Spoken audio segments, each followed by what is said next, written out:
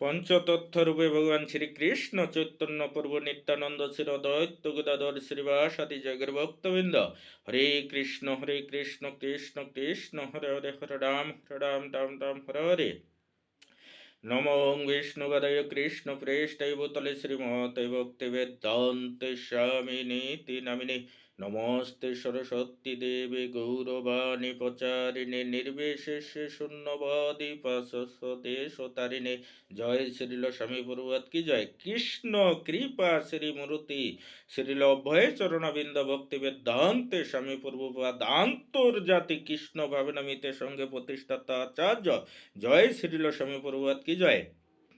তাই এখানটি বলবো যে সৃষ্টির প্রকরণ, তাই 6 নম্বর শ্লোকে অনুবাদে কি বলছে যে আমি আপনার কাছে জানতে চাই পরমেশ্বর ভগবান কিভাবে তার আত্মা মায়ার দ্বারা এই বিশ্ব সৃষ্টি করেন, যা মহান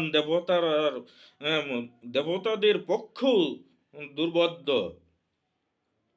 তাৎপর্য শ্রীল এখানটি শ্রীল স্বামী বড় সুন্দরভাবে ব্যাখ্যা করেছেন যে প্রতিটি জিজ্ঞাসু মনেই এই দৃশ্য জগতে সৃষ্টি সম্বন্ধে প্রশ্নের উদয় হয়, এবং তাই মহারাজ পরীক্ষিতের মতো ব্যক্তির পক্ষ যিনি যে তার গুরুদেবের শ্রীমুখ থেকে পরমেশ্বর ভগবানের সমস্ত কার্যকলাপের কথা জানতে চেয়েছিলেন, এই প্রকার প্রশ্ন অস্বাভাবিক নয়। তাই প্রতিটি অজ্ঞাতা বিষয় আমাদের অভিজ্ঞ ব্যক্তিদের কাছ থেকে প্রশ্ন করার মাধ্যমে জানতে হয়। সৃষ্টি বিষয়ক প্রশ্নটি এমনই একটি প্রশ্ন যা যথার্থ ব্যক্তির কাছে অনুসন্ধান করার মাধ্যমে জানতে হয়। তাই এখানে সুখদেব গোস্বামী সম্বন্ধে যে কথা বলা হয়েছে, সদগুরুকে অবশ্যই সর্বজ্ঞ হতে হবে। এইভাবে ভগবান সম্বন্ধে সমস্ত প্রশ্ন যা শিষ্যের কাছে অজ্ঞাতা, তা যোগ্যতা গুরুর কাছ থেকে প্রশ্ন করার মাধ্যমে জানতে হয়। এবং এখানে মহারাজ পরীক্ষিত তার ব্যবহারিক দৃষ্টান্ত স্থাপন করেছেন। মহারাজ পরীক্ষিত ইতিমধ্যেই জানতেন যে আমরা যা কিছু দেখি তা সবই ভগবানের শক্তি সম্ভূত, যা আমরা শ্রীমদ্ ভগবতের শুরুতেই জানতে পেরেছি।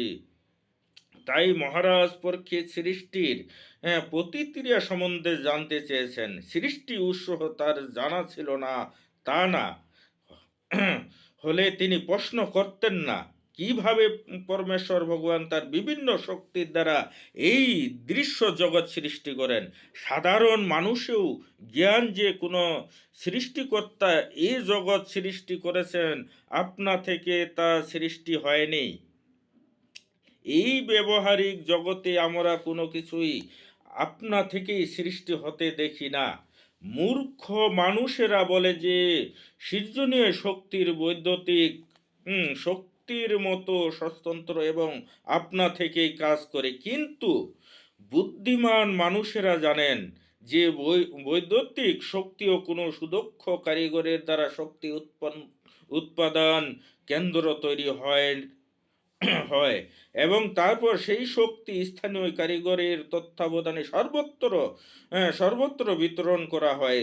সৃষ্টি সম্পর্কে ভগবানের দক্ষতা শ্রীমদ্ভগবদ্ গীতায় 9:30 উল্লেখ করা হয়েছে, এবং সেখানে সুপুষ্টভাবে বলা হয়েছে যে যারা প্রকৃতি ভগবানের অসংখ্য শক্তির মধ্যে একজন অনভিজ্ঞ বালক তরি শক্তির প্রভাব সম্পাদিত স্বয়ং তীয় বৈদ্যুতিক পদার্থবিদ্যায় ইলেকট্রনিক নির্বিশেষে কার্যকলাপ এবং অন্যান্য অদ্ভুত কার্যকলাপ দেখে বিস্ময় হতভাগ্য হতে পারে, কিন্তু একজন অভিজ্ঞ মানুষ জানেন যে সেই সমস্ত কার্যকলাপের পিছনে রয়েছেন একজন সজীব মানুষ, যিনি এই শক্তি সৃষ্টি করেছেন। তেমনি এই পৃথিবীর তথাকথিত সমস্ত পণ্ডিত এবং দার্শনিকেরা তাদের মনের জল্পনা কল্পনা এবং অনুমানের দ্বারা ব্রহ্মাণ্ডের নির্বিশেষ সৃষ্টি সম্বন্ধে নানা রকম অলৌকিক মতবাদ উপস্থাপনা করতে পারে, কিন্তু একজন বুদ্ধিমান শ্রীমদ্ ভগবদ গীতা অধ্যয়ন করার মাধ্যমে জানতে পারেন যে সৃষ্টির পিছনে ভগবানের হাত রয়েছে। ঠিক যেমন বিদ্যুৎ উৎপাদনকারীর শক্তি কেন্দ্রে একজন পরিচালক রয়েছেন। গবেষক পণ্ডিতেরা সমস্ত কার্যের কারণ অনুসন্ধান করেন, কিন্তু ব্রহ্মা, শিব, ইন্দ্র এবং অন্যান্য দেবতাদের মতো গবেষক পণ্ডিতেরাও ভগবানের সৃষ্টি শক্তি অদ্ভুত কার্যকলাপ দর্শন করে মোহিত হন। এতএব ছোটখাটো বিষয় নিয়ে ব্যস্ত অতি ক্ষুদ্র জড় পণ্ডিতদের কি কথা। তাই ব্রহ্মাণ্ডের বিভিন্ন গ্রহে যেমন জীবদের বসবাসের বিভিন্ন অবস্থায় রয়েছে এবং একটি গ্রহ যেমন অন্য গ্রহটি থেকে শ্রেষ্ঠ, তেমনি সেই সমস্ত গ্রহের জীবদের মস্তিষ্কের ক্ষমতাও ভিন্ন ভিন্ন স্তরে। শ্রীমদ্ভগবদ গীতায় বর্ণনা অনুসারে আমরা জানতে পারি ব্রহ্মলোক অধিবাসীদের জীবন কত দীর্ঘ তা এই পৃথিবী মানুষদের পক্ষে এক প্রকার অচিন্তনীয়। তেমনি এই গ্রহের বৈজ্ঞানিকদের কাছেও ব্রহ্মার মস্তিষ্কের ক্ষমতা অচিন্তনীয়। সেই রকম বিশাল মস্তিষ্কের ক্ষমতা সত্ত্বেও ব্রহ্মা তার মহান সংহিতায় ব্রহ্ম সংহিতায় 5:1 বর্ণনা করেছেন। ভগবানের গুণাবলী সম্মানিত বহু ব্যক্তি রয়েছেন, কিন্তু শ্রীকৃষ্ণ হচ্ছেন পরম ঈশ্বর, কেননা তার থেকে বড় আর কেউ নেই। তিনি হচ্ছেন পরম পুরুষ এবং তার দেহে সচিদানন্দময়। তিনি হচ্ছেন আদি পুরুষ গোবিন্দ এবং সর্ব কারণের পরম কারণ।